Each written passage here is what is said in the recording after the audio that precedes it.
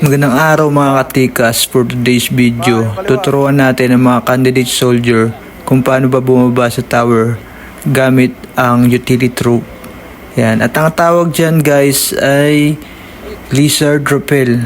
So panoorin nyo to guys, itong video na to, para malaman nyo kung paano pine-perform ang lizard rappel.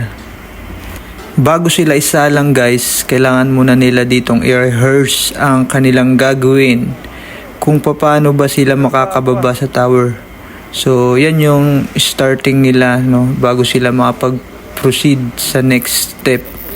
Yan. Para na rin to sa safety ng mga candidate soldier, para alam nila kung ano yung gagawin nila guys. Bilang instructor or bilang isang training model nila, sinisigurado namin ang kanilang safety bago sila mag-perform.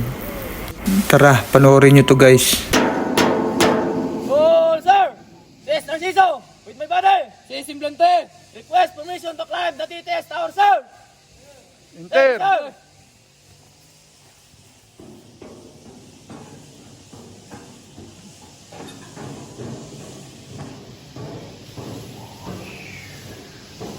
Yes! Si Simblante! This is Narciso! Ready to perform! Ready to perform! Bandahan. Yung kaliwang kamay, ang tabay ha. Jungle Fighter! Ang sarap! I-release yun na! Release! Sarap! Release! Release pa, release pa, release. Huwag niyo na akong i-ano, tuloy-tuloy lang yung release, tuloy-tuloy. Tuloy-tuloy, sir! Ang sarap! Mag-init sa katawan, Nick!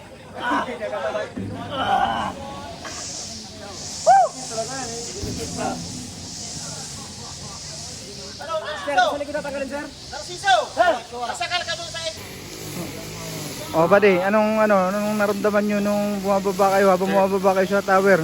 Kinabahan ba kayo? Yes sir. Sa pagdapa pa lang sir, kakabahan ka na. Pero pag yung nakalapat na yung chest mo dun sa bar sir, okay na sir. Parang wala na. Feel mo na yung pagbaba mo sa tower sir. Ikaw, buddy. Yan din sir, una lang nakakakaba sir, pero pag na-doon ka na sa mismong gagawin sir, okay na sir. I-enjoy mo na lang talaga yung ano sir. Ang saya sir. Sa palagay niyo, wala na kayong kawa? Wala na sir. Wala na sir, kahit umulit sir. Kahit umulit pa sir. Okay, good.